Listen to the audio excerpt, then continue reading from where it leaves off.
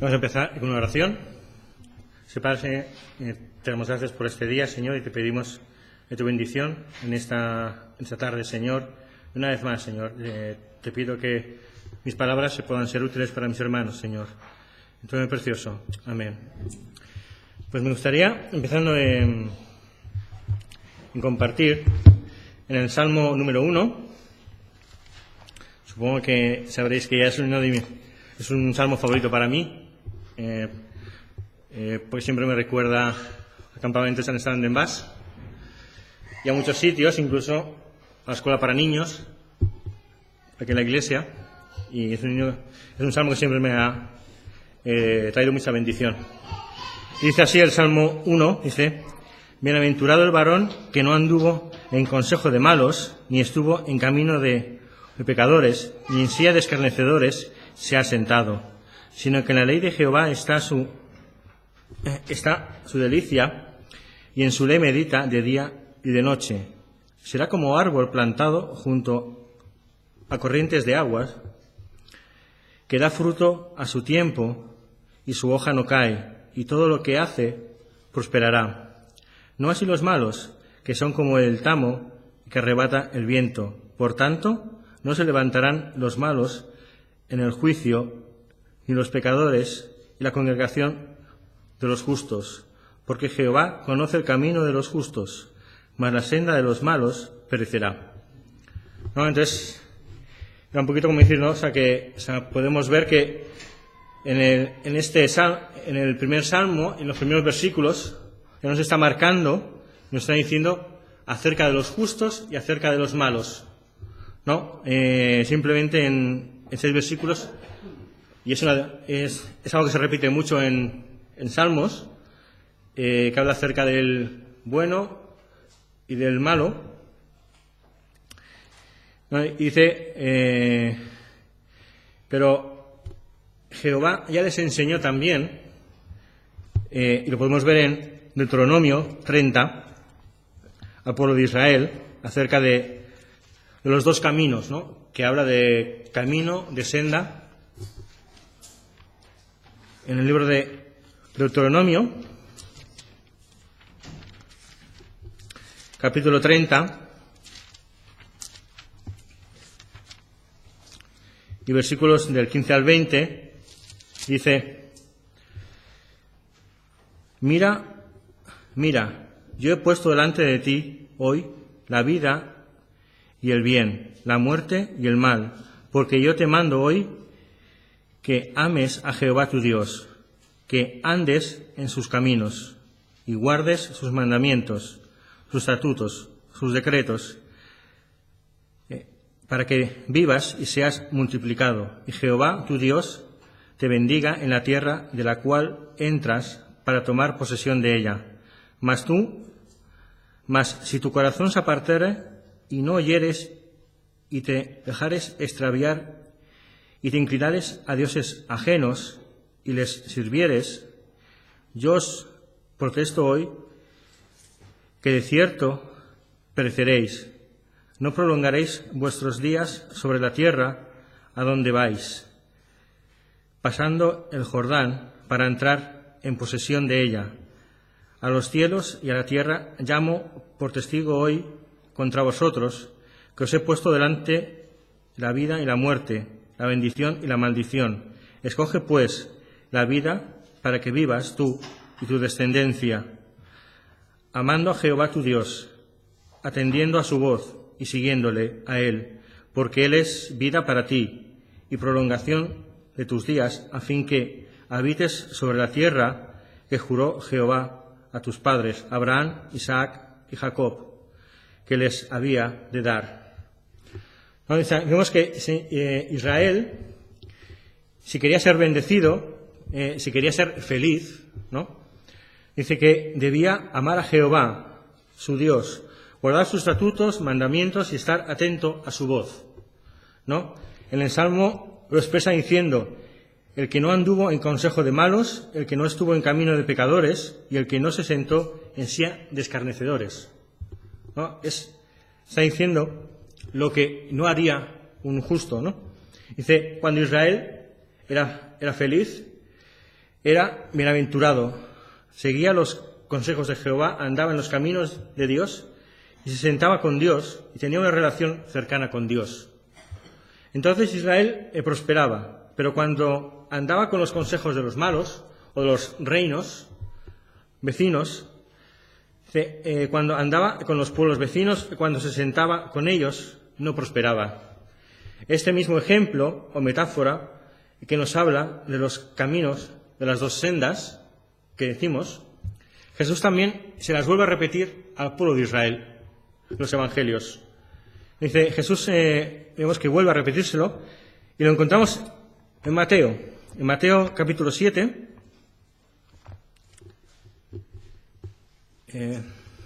Mateo capítulo 7 y versículos 13 y 14, dice: entrad por la puerta estrecha, porque ancha es la puerta y espaciosa es el camino que lleva a la perdición, y muchos son los que entran por ella.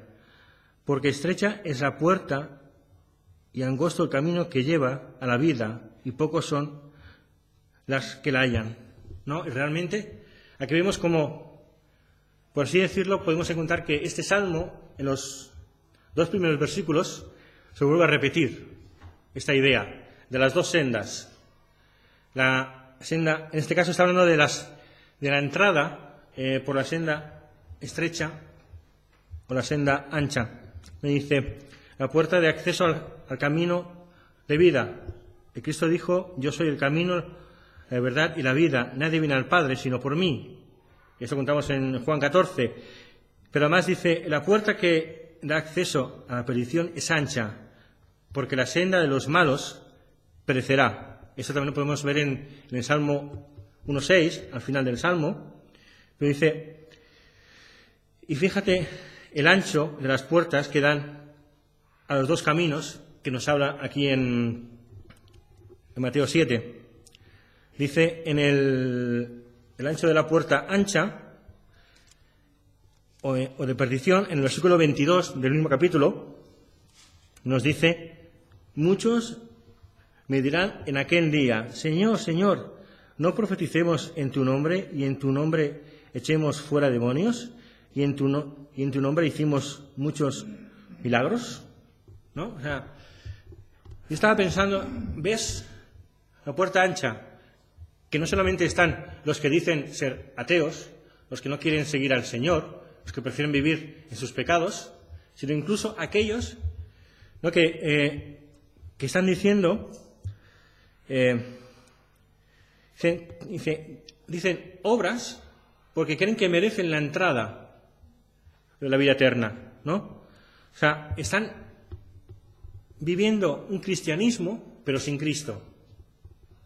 ¿No? Dice, yo he hecho muchas cosas, pero se han olvidado de Cristo.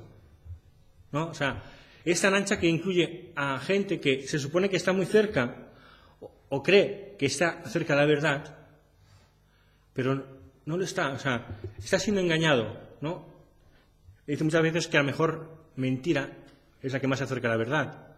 Entonces, aquellos que dicen, no, o sea, yo es que soy muy bueno, yo hago las cosas, o sea, yo hago muchas cosas buenas, ¿no? Pero la respuesta del Señor es, y entonces les declaré, nunca os conocí, ¿no? Apartaos de mí, hacedores de maldad, ¿no? Porque se olvidaron de Cristo. Se olvidaron que, como dice en el versículo 6 del Salmos 1, dice, Jehová conoce el camino de los justos. Jehová conoce al justo. Y eso es lo que hace que yo pueda entrar en la vida eterna. No porque yo haya hecho unos méritos para ello, o me crea con suficientemente obras para decir, yo tengo el derecho de entrar. ¿No? Dice, pero podemos también decir el ancho de la puerta estrecha, ¿no? Que lo encontramos en el versículo 21. Dice, no todo el que me dice Señor, Señor, entrará en el reino de los cielos, sino que el que hace mi voluntad de mi Padre que está en los cielos, ¿no? O sea, sencillamente la respuesta que encontramos es hacer la voluntad de mi Padre, ¿no? Y solo puedo hacer la voluntad del Padre si ando en los consejos del Espíritu Santo, ¿no? Los consejos buenos. Camino en la fe de Cristo y esto en comunión con Dios, ¿no? Algo así bastante claro lo podemos encontrar en Romanos, capítulo 3.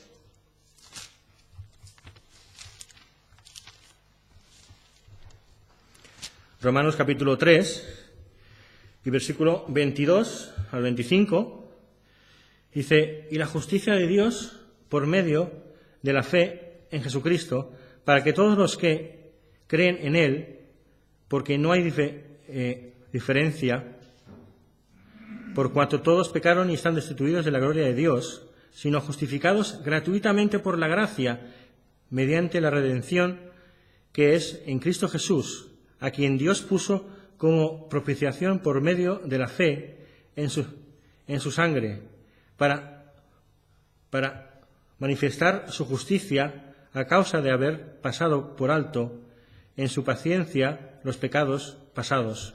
¿No? Y el 27 dice, ¿dónde pues está la jactancia? Queda excluido por cual ley, porque la de las obras no, sino por la ley de la fe. No. Entonces la pregunta es, ¿qué jactancia tengo yo por el hecho de que Dios me permita entrar por el camino estrecho? Haya provisto la entrada al camino estrecho, aquellos que Él conoce, aquellos que conoce como justos.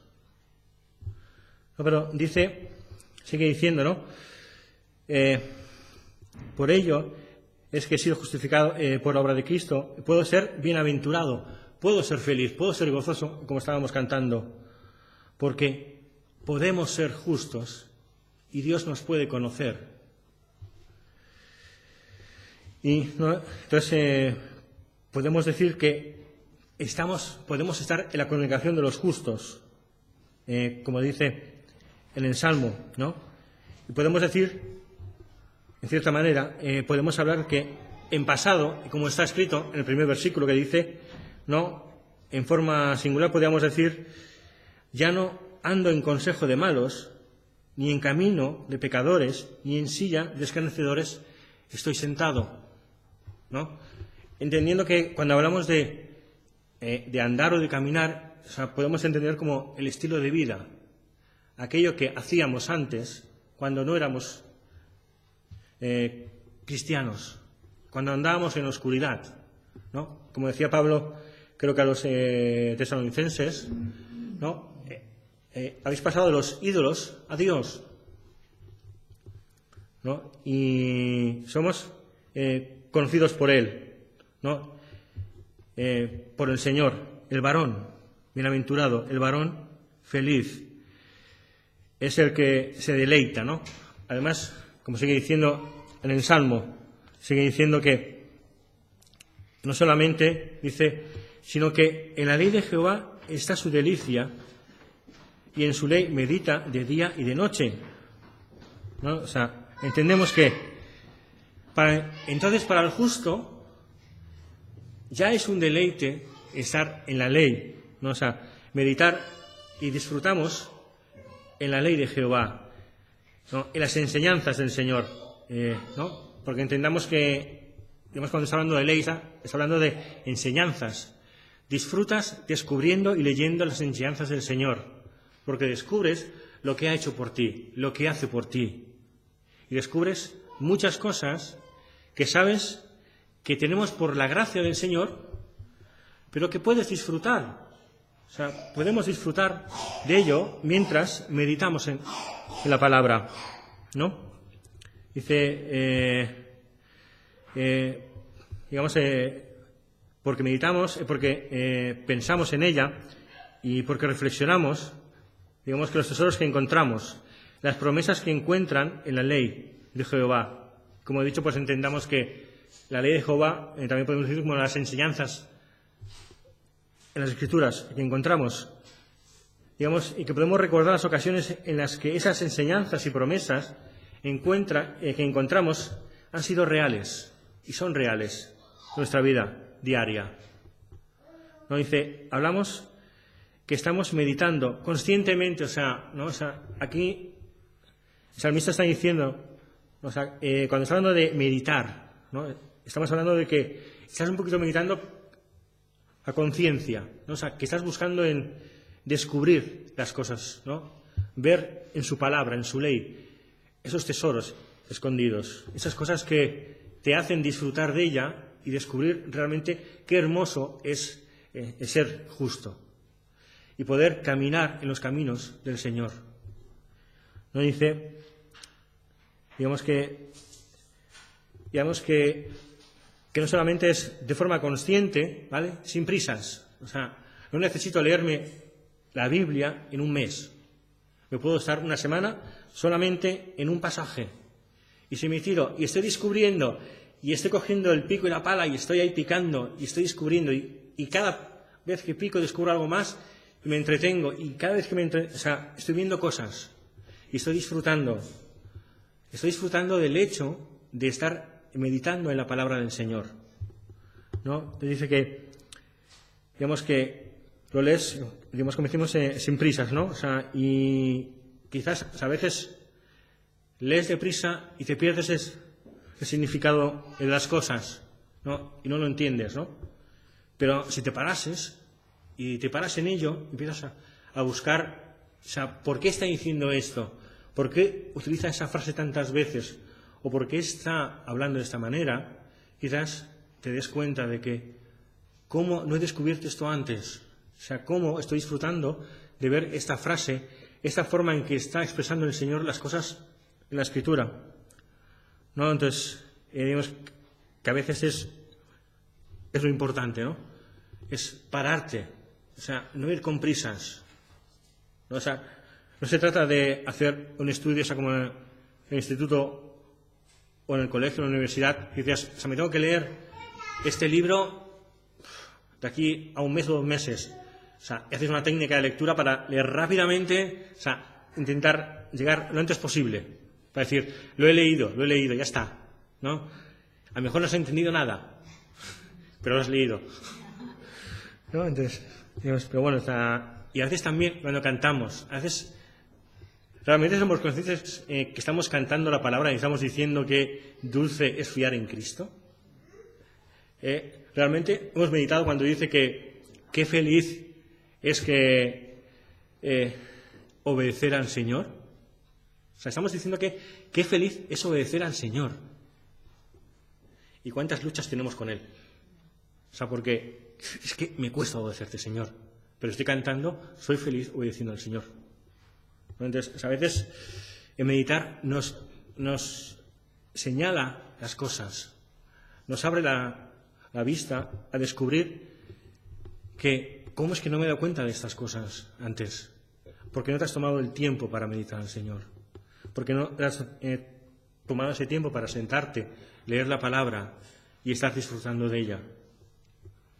No dice, sino que se toma el tiempo, digamos, como decíamos, ¿no? Incluso te puedes coger el diccionario de hebreo, del griego, y dices, y esta palabra, el tiempo en el que está, la forma en que está escrita, y de repente dices, ostras, el pasaje me cambia totalmente de sentido. Y aprendo cosas nuevas, ¿no? Porque tengamos en cuenta que estamos hablando de que nuestra Biblia está traducida al castellano, pero no siempre tiene, digamos, las formas verbales que en el griego.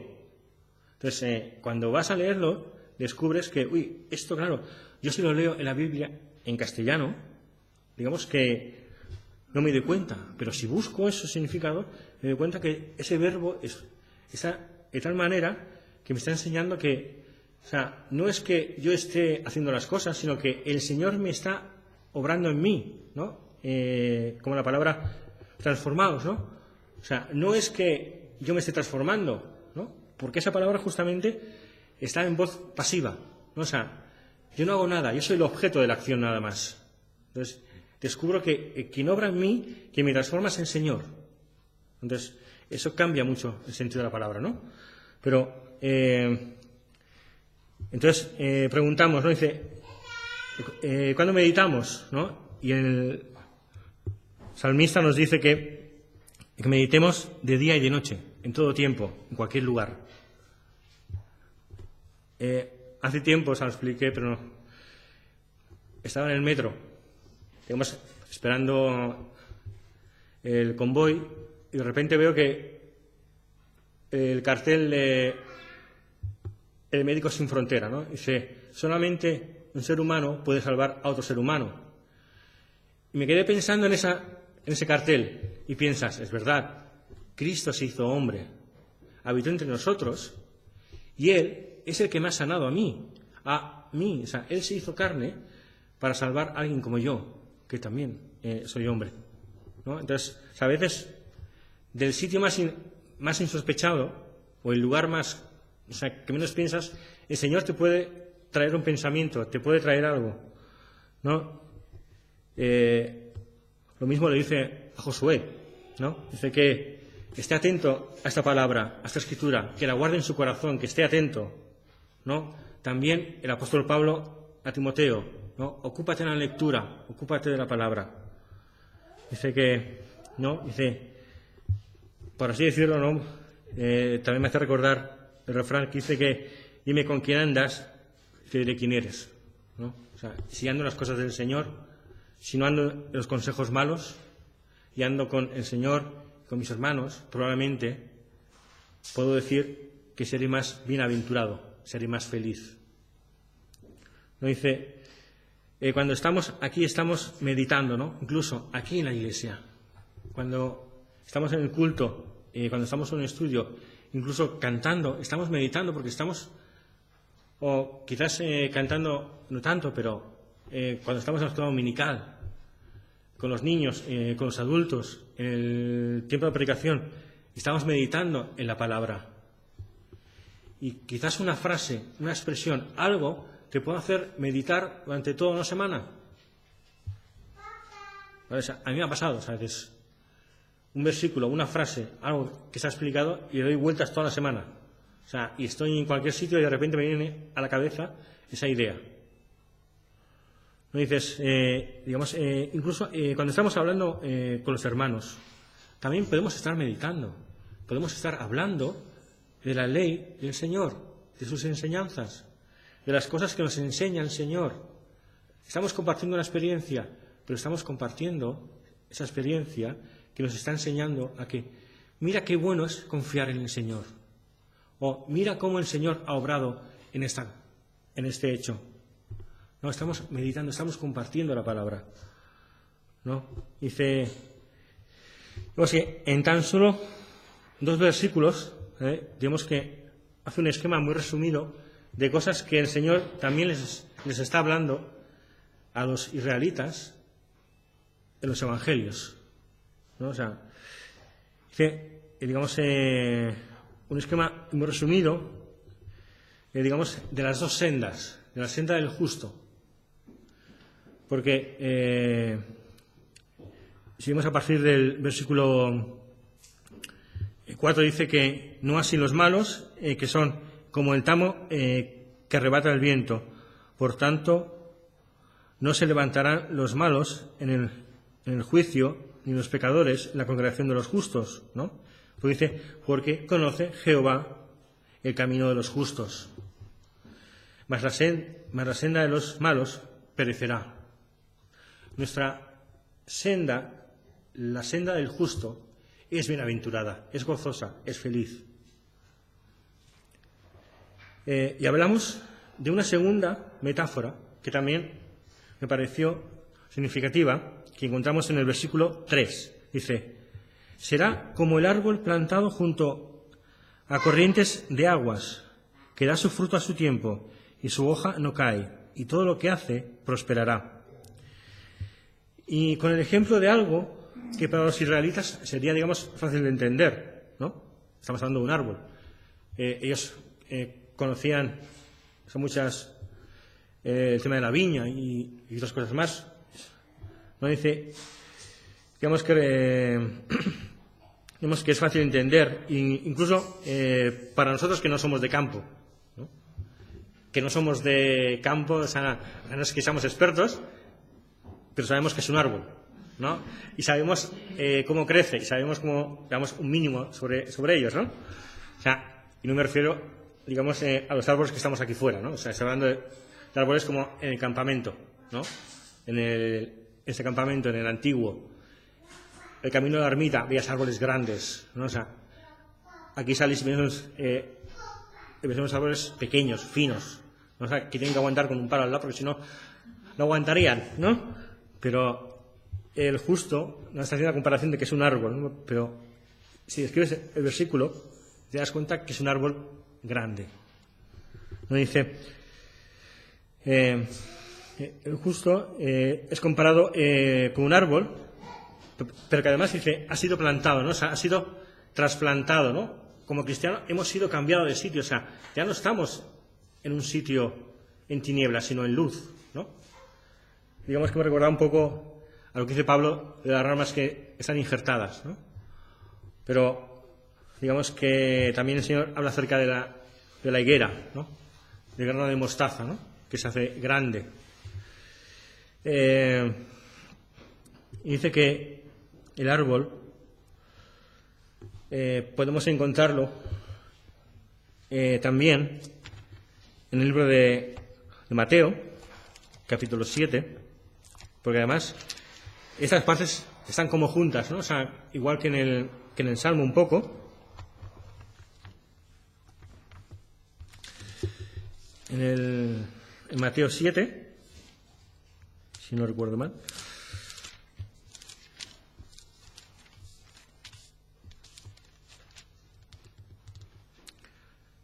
Sí, perdón. En Lucas 6.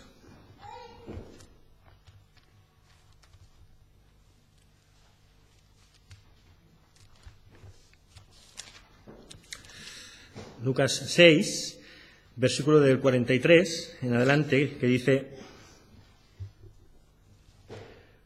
no es buen árbol el que da malos frutos, ni árbol malo el que da buen fruto, porque cada árbol se conoce por los frutos, pues no se cosechan higos en los espinos, ni en las zarzas se vendimian uvas.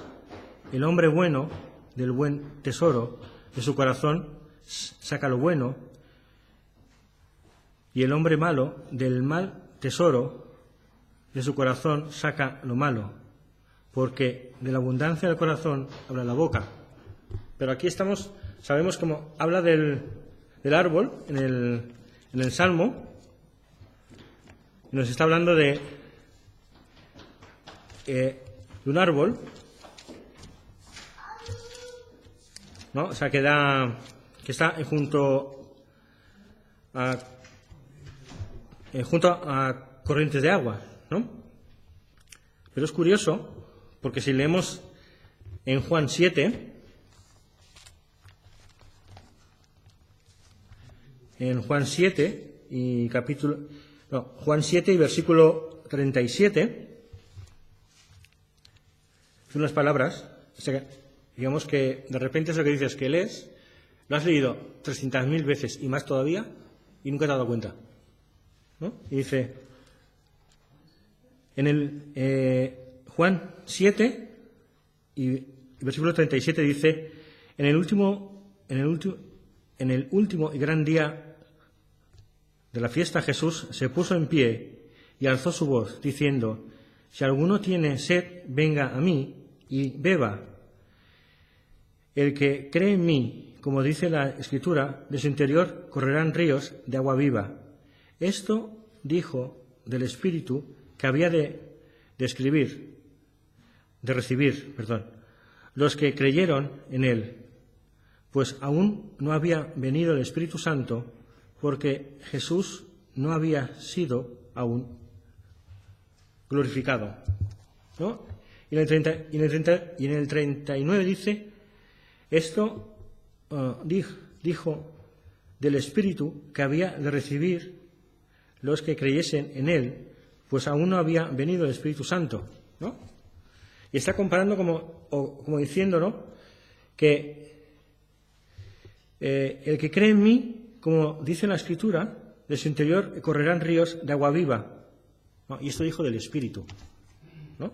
Y leemos que dice que será como árbol plantado junto a corrientes de agua, ¿no? O sea, lo primero que hace el árbol, o sea, es buscar, digamos, los nutrientes, ¿no? O sea, está buscando el agua, lo que le da la vida, ¿no? Y piensas que el agua, ¿no? Que no solo dice el Señor que el creyente de que su interior correrán ríos de agua viva, ¿no? Aquí dice algo diferente, pero dice corrientes de agua. O sea, está comparando las corrientes de agua o ríos que corren en el interior nuestro con el Espíritu Santo. Eso es lo que está en nosotros. En nosotros está el agua, ese río que da agua de vida, ¿no? Y es como es quien nos da, ¿no? Dice, es quien nos guía, ¿no? Aquel que ha creído en Cristo, le dice, en su interior corren ríos de agua viva. El plural ríos de agua viva, ya no seremos un árbol seco ni cortado, sino que tendremos vida. Como nos dice en el versículo 39, dice que el Espíritu Santo, quien nos guía a toda verdad, nos da aquello que necesitamos, los nutrientes para nuestras raíces sean las de un árbol fuerte, que nuestras raíces busquen las cosas del Espíritu Santo, no las de la carne, ¿no? Dice, porque la carne, como hemos escuchado esta mañana, es vacía, no tiene nada, es fachada todo, ¿no? Y también podríamos seguir leyendo en Lucas, digamos, para entender un poco ya los siguientes versículos que dicen el Salmo, que dice, será como el árbol plantado junto a corrientes de agua, que da su fruto a su tiempo, ¿no? Y su hoja no cae. Pero, digamos que también me llamó la atención, ¿no? Dice, otra, digamos, la siguiente frase que dice que estamos hablando, ¿no?, que da su fruto a su tiempo, ¿no? Dice, a mí me hizo pensar, o sea, primero, que el árbol da frutos, ¿no? Y estaba pensando lo que dice en Gálatas 5, ¿no? Dice, mas el fruto del Espíritu es gozo, es amor, gozo, paz, paciencia, benignidad, bondad, fe, mansedumbre, templanza. Contra tales cosas no hay ley. El árbol, ¿vale?, o sea, por tener vida, por tener agua, va a tener fruto, ¿no? Pero fruto bueno. Pero también dice, fruto a su tiempo. No dice, pero fruto a su tiempo, no se trata de ir a una librería cristiana, ¿vale?, y por así decir, venga a comprar o buscar, ¿no?, o sea, los frutos del Señor, ¿no?, los frutos del Espíritu Santo. Quiero comprar los de este año. No, así no funciona, ¿vale? O no vas a Internet y buscas la versión 2.0 de frutos del Espíritu Santo. No, así no funciona esto. Dice que da su fruto a su tiempo, ¿no? El Señor trabaja, ¿no? O sea, es como poda aquello que sabe que es perjudicial para nosotros y cuida, y nos cuida, ¿no? Como si fuéramos un árbol. Aquellas ramas que son malas, que no traen nada bueno. Y dice, el Señor es quien trabaja en nosotros, quien nos va a podar las ramas que nos impiden dar frutos buenos, por la meditación de la Escritura, principalmente. Dice, pero también por las circunstancias personales e individuales que estamos pasando cada uno de nosotros. Cada uno pasamos por circunstancias muy concretas, porque cada uno es diferente. Cada uno tiene sus dificultades, sus luchas, sus circunstancias, pero en cada una de ellas el Señor nos va a enseñar su ley, nos va a enseñar su palabra, sus promesas, las cosas para que podamos decir, estamos disfrutando de la ley del Señor. Como decía antes, por medio de otros hermanos, ¿cuántas veces hablas con un hermano y dices, pues es verdad, ¿no? O sea, yo estoy cabezota con esto y este hermano me está compartiendo algo parecido, ¿no? O ves una experiencia de un hermano que a lo mejor tú no la vives en primera persona, pero la estás observando, pero aprendes incluso de esa manera. Y también el Señor hace que tú mismo estés meditando en esas cosas. Dice, si yo pasara por esta situación, ¿no? O sea, dice, para que demos, ¿no? Pero es todo, o sea, el Señor siempre tiene su tiempo para que estés preparado para llevar fruto. Se va llevar un tiempo para cortar esa rama, para procurar que tú estés en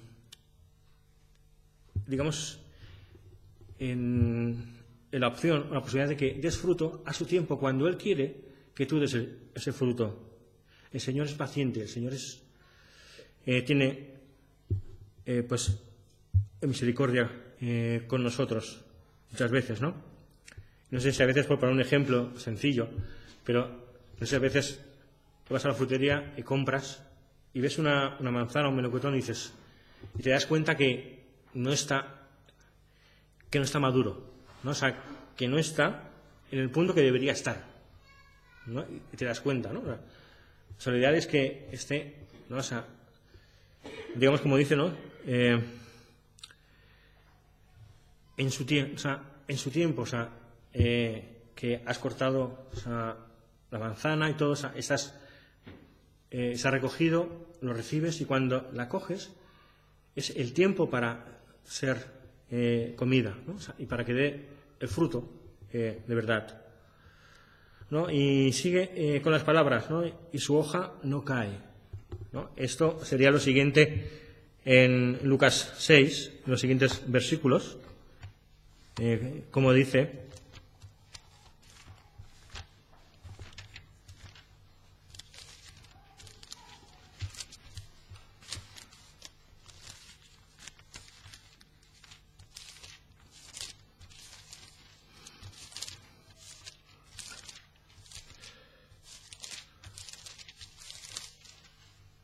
Lucas 6 y versículo 46 dice: ¿por qué me llamáis Señor, Señor, y no hacéis lo que yo digo? Todo aquel que viene a mí y oye mis palabras y las hace, os indicaré a quién es semejante. Semejante es el hombre que al edificar una casa cavó y ahondó y puso el fundamento sobre la roca. Y cuando vino una inundación, el río dio con ímpetu contra aquella casa, pero no le pudo mover porque estaba fundada sobre la roca, ¿no? Entonces, sabemos como que la hoja no cae porque está fuerte, ese árbol está sano, ¿no? Y, o sea, podemos ver un poco, o sea, como que esas mismas palabras, este salmo, el Señor las vuelve a repetir al pueblo de Israel, ¿no? Pero que realmente es una obviedad. Hay dos caminos, hay dos sendas, hay dos formas o dos estilos de vida. El que se sigue los consejos del malo o sigue los consejos del bueno. O que, digamos que por así decirlo, ¿no? O sea, podemos decirnos a que el Señor es el varón que no anduvo en consejo de malos, ni estuvo en camino de perdición, ni en silla de escarnecedores, se ha sentado, estuvo entre ellos, pero nunca se pudo identificar con esas palabras, ¿no? Él no anduvo en esos consejos. Y nosotros también, ahora que tenemos en pasado estas palabras también, que ya no andamos en consejos de malos, ni caminamos, ¿no? Ni andamos ni nos sentamos con los escarnecedores, pero también estamos entre ellos, ¿no? también debemos enseñarles, ¿no? Con sus hechos, que somos un árbol, pero que da fruto, ¿no? No es un árbol seco que va a ser cortado. No, y realmente estabas viendo este salmo, pero estaba también viendo las palabras del Señor, ¿no? Que son una realidad. Hay dos caminos, y uno lleva a la vida eterna, pero el otro será, como dice en el versículo 4, dice que son como el tamo que arrebata el viento, ¿no? O sea, un tamo es algo pequeño, una cáscara sencilla, ¿no? Que va de aquí para allá y es fácil mover, ¿no? Y será quemada, pero nosotros no. Nosotros, como dice en el versículo 6, dice, porque Jehová conoce el camino de los justos, ¿no? Conoce a los suyos. Y eso es nuestra bienaventuranza, porque sabemos que Él nos conoce, porque somos árboles que llevan fruto, ¿no? Hace unas semanas se decía, un cristiano debe llevar frutos. Ha sido justificado, ha sido redimido para llevar fruto a su tiempo, pero fruto, para que todos puedan ver el fruto tan bueno que es. No es espinas, son frutos buenos a su tiempo, pero son frutos que glorifican al Señor, que hacen la voluntad del Señor, ¿no? Y eso realmente son dos metáforas sencillas, pero que realmente podemos decir bienaventurado, ¿no? O sea, bienaventurado el cristiano, porque se nos cuenta como justos. Ya no seremos quemados, pero porque corren ríos de agua viva en nuestro interior. No es por nosotros, pero es por el Señor que podemos ser árboles fuertes y podemos ser fuertes y que nos miren y digan qué árbol tan hermoso y preguntarse el por qué, o por lo menos debería ser lo que sucediera, que la gente se preguntara qué árbol tan hermoso, ¿no? Y también, para acabar, como dice también el versículo 3 dice, y todo lo que hace prosperará, ¿no? A mí esta frase me hizo recordar a las palabras, creo que es de Gallo, en Filipenses, dice que no, que tu alma prospere igual que ¿no? Digamos que tu vida espiritual, ¿no? O sea, que digamos que las cosas del día a día sean tan buenas como tu vida espiritual, ¿no? O quizás podemos pensar en Job, o sea, era prosperado, pero venía de Dios. Podemos estar pensando, pero si somos árboles con vida, somos árboles que prosperamos. Y eso es un poco lo que os quise compartir esta tarde, y espero que os pueda haber transmitido lo que el Señor me transmitió a mí al leer este salmo y estas palabras. Y espero pues que haya sido de bendición.